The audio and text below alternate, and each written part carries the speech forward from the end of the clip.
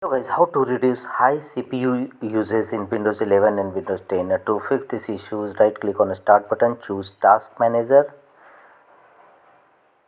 In task manager windows, scroll down and go to the option WS apps, WSAPPX.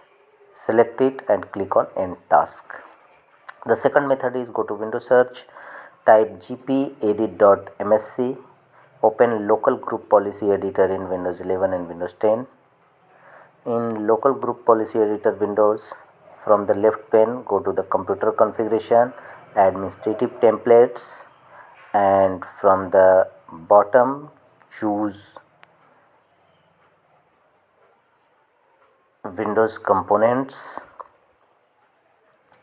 and here click on select store. Thereafter go to right side and choose turn off the store applications. Apply a double click on it and choose the enabled button, and finally click on apply and then OK button to save the changes. The third one is again go to start button, right click on it, choose run command and type msconfig and press OK button.